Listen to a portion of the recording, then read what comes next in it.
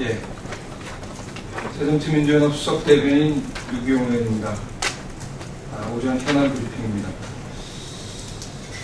김명수 교육부 장관 후보에 대해 말씀드리겠습니다. 암 나오는 자리가 아니구나 라고 느꼈다. 어제 김명수 교육부 장관 후보가 인사청문회를 마치고 한 말입니다. 국민들은 어제 김명수 후보 인사청문회를 답답하고 참담한 마음으로 지켜보셨을 것입니다. 김명수 후보 인사청문회는 통역이 필요했습니다. 시종일관 횡설수설, 동문서답, 전혀 소통이 되지 않는 후보였습니다. 40여 건에 달하는 의혹에 대해 해명하기는커녕 오히려 사교육업체 주식 투자에 대해 거짓말을 한 것이 드러났습니다. 재임 중에 제자로부터 수천만 원 수상한 돈을 받은 것도 의혹에 추가됐습니다. 무엇보다 김명수 교육부 장관 후보는 세월호 참사 4월 16일은 제대로 기억 못하면서 5.16 쿠데타는 불가피했다고 강변했습니다. 어떻게 우리 교육을 맡길 수 있겠습니까? 새누리당이 어떻게든 김명수 후보를 살리기 위해 대리 답변, 대리 해명에 주력했지만 소용이 없었습니다. 하물며 후보자는 교육정책에 대한 비전도 제대로 설명하지 못했습니다. 대통령이 어떻게 이런 분을 교육부 장관 후보로 지명했는지 한숨이 나올 지경이었습니다. 어제 청문회를 보시고 국민들은 결정하셨습니다. 자질 부족, 감량 미달인 김명수 교육부 장관, 대통령은 지명을 즉각 철회해야 될 것입니다. 오늘 정성근 문화부 장관 후보 인사청문회가 열리고 있습니다. 음주운전만이 문제가 아닙니다. 정성근 문화부 장관 후보는 2001년 섹시한 앵커라는 책에서 새벽 출근을 빙자해 과속하다 보면 무인카메라 적발 통지서가 자주 날라온다, 이렇게 수료했습니다. 과속을 즐기는 정성근 문화부 장관 후보자, 상습 음주운전까지 더해지고 있습니다. 음주운전만 문제가 아닙니다. 수많은 의혹이 제기되고 있습니다. 수천만 원의 보증금과 월세를 내지 않고 공짜 사무실을 사용했다는 의혹, 그리고 그 대가로 시의원 공천을 했다는 의혹들이 제기되고 있습니다. 1988년 강남 일원동에 아파트를 매입해 사실상 전매하고 양도세를 탈루했다는 의혹, 두 자녀의 불법 유학, 새정치민주연합은 정성근 문화부 장관 후보에 대한 모든 의혹을 철저히 검증하도록 하겠습니다. 후보자의 자질과 능력도 대단히 문제가 있습니다. 정성근 후보는 박근혜 대선 캠프에서 활약했지만 문화체육관광 분야와 전혀 무관한 분입니다. 박근혜 대통령이 원하는 초당적 협력은 근본적 쇄신이 전제되어야 합니다. 부적격 장관의 지명을 철회하는 것이 소통의 시작이라는 것을 박근혜 대통령은 잘 알아두셔야 할 것입니다.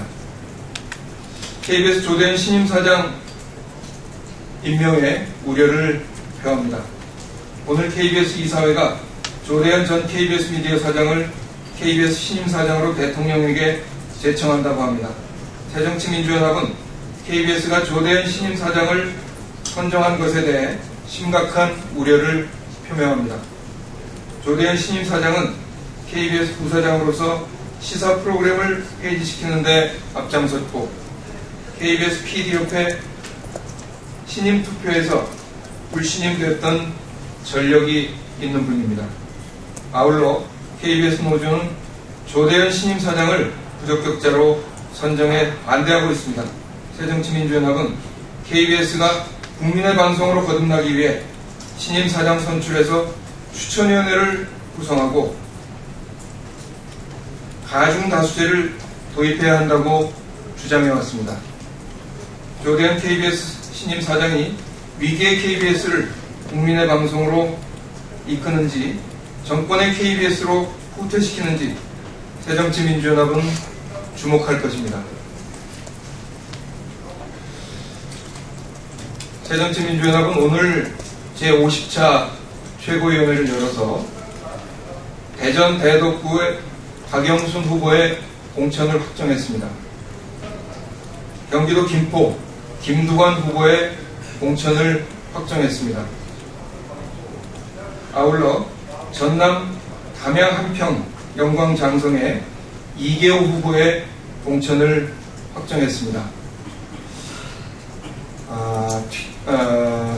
경선 때문에 일정이 좀 늦어진 충주와 서산 태안이 내일 아침에 공천을 확정하면 이번 재보궐선거 15군데 중에 14군데의 공천이 확정됩니다. 역대 재보궐선거에 비춰볼 때 이번 15곳의 재보궐선거 중에서 5곳의 전략지역을 선정한 것은 역대 선거에 비춰볼 때 비율상 적은 것입니다. 기존의 재보궐선거의 경우는 대부분의 경우 전략공천과 단수공천을 하고 예외적으로 경선을 했던 것과 비교하면 이번 730 재보궐선거 새정치민주연합의 공천은 전략지역 선정이 상대적으로 적었다 하는 점을 말씀드리겠습니다. 아울러 그동안 공천의 원칙으로 얘기했던 첫 번째 최강 최적의 후보를 공천하기 위해 많은 노력을 기울였습니다. 그리고 신인들에게 기회를 준다 하는 원칙에도 부합하게끔 동작을의 기동민 후보, 광주 광산을의 권은희 후보, 그리고 수원의 백혜련 후보와 같은 신인에게 기회를 주는 공천이었다는 점을 말씀드리겠습니다. 세 번째 공천 원칙이 중진들은 어려운 지역을 선택해서 선당 후사의 모습을 보인다는 것이었는데 수원 8달의 손학규 후보, 경기도 김포의 김두관 후보, 어려운 지역입니다. 당의 중진으로서 어려운 지역을 선택하는 그런 공천이 있었다 하는 점을 말씀드리고, 아울러 금태섭 후보의 경우에서 보듯이 이번 공천은 당 지도부와의 친소관계를 고려하지 않은 공천이었고 또 그것을 위해서 최대로 노력한 공천이었다 하는 점을 말씀드리겠습니다. 새누리당이 권은희 후보의 진정성을 훼손하고 있습니다. 이번 광주 광산을의 후보로 나서게 된 권은희 후보의 진정성이 훼손될까 우려가 됩니다. 그러나 저희는 이렇게 생각합니다.